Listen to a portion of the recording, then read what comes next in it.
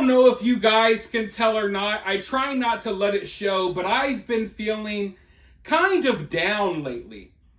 Down because I want to make content that entertains people, obviously.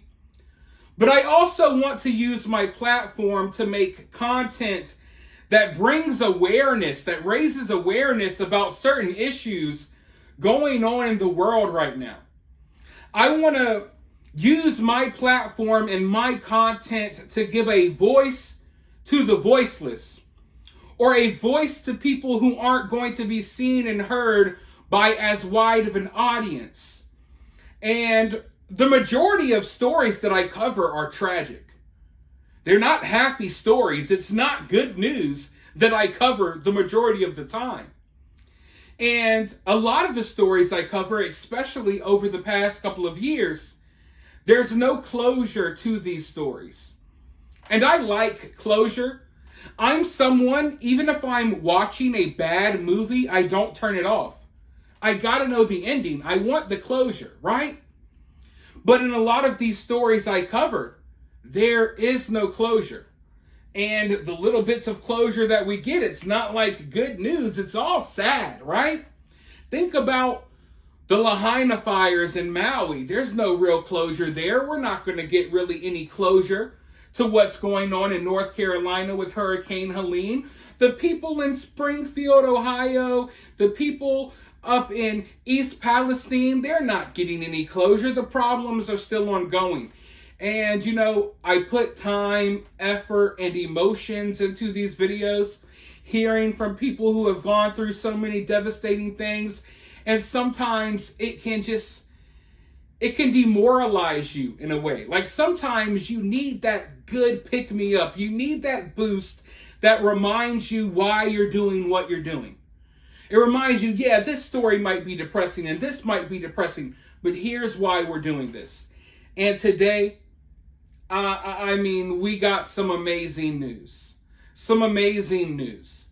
Now, because my channel operates in the way it does, I hop around from certain subjects and certain types of genres and what have you. And a lot of the people watching my channel now weren't watching my channel a couple of years ago when I was covering the Quinton Simon case. And boy, oh boy, was that a wild time. The people protesting outside of the house, people were getting arrested, people were showing up in costumes. Man, you just had to be there. It was a wild story and we covered it all. But you know, I even mentioned back then that I felt a certain connection to that story that I don't feel when it comes to certain other stories. And, you know, Leilani Simon, I like to call her Leilani Simon. She's been in court. The trial has been ongoing. Now, I make videos. I don't do live streams covering trials and stuff like that. That's just not the type of content I make. But I've been watching. I've been paying attention. I haven't weighed in on things too much because I've been kind of, over the last year or two, I've been really trying to separate myself from that type of crowd of people. Like the crowd of people who like protest and yell outside of homes when true crime cases are going on. I've tried to separate myself from a lot of the craziness in the true crime community, so I haven't commented on this much. But this news that we got today, it's the pick-me-up I needed. This is what I needed. Because this bit... This woman was found guilty on all freaking charges. And words can't express my level of happiness and excitement here. And it's weird because usually I don't get excited about things like this, but it feels like I'm a kid that just walked into Toys R Us. It feels like it's Christmas morning, all because this person is actually being held accountable. I thought for a moment there, not necessarily during the trial, but in the months leading up to the trial, I got kind of discouraged. Like, hey, maybe they can't prove this. Maybe they can't prove that. She is guilty, guilty, guilty, guilty. Let's roll the clip of this guilty bit, and then we'll be right back with more. Follows malice murder. We find the defendant guilty Count 2, felony murder. We find the defendant guilty. Count 3, felony murder. We find the defendant guilty. Count 4, concealing the death of another.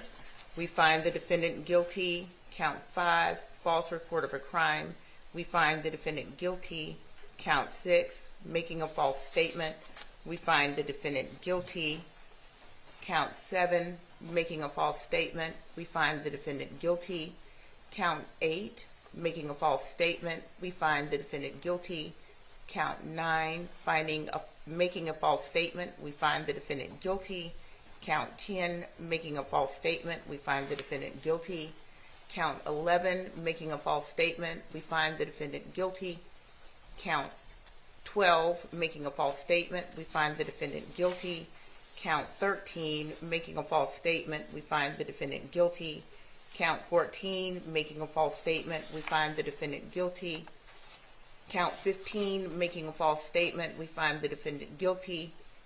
Count 16, making a false statement. We find the defendant guilty.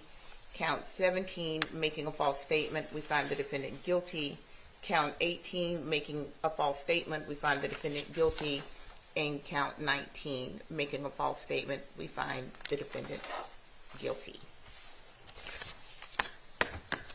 Okay. And I mean, just look at that face, folks. Look at that face.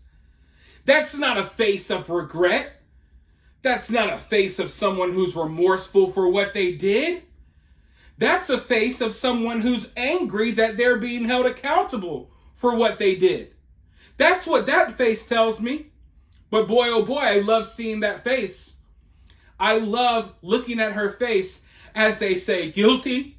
Oh, guess what? Guilty. Guilty. What, you thought you were going to get away with this, didn't you?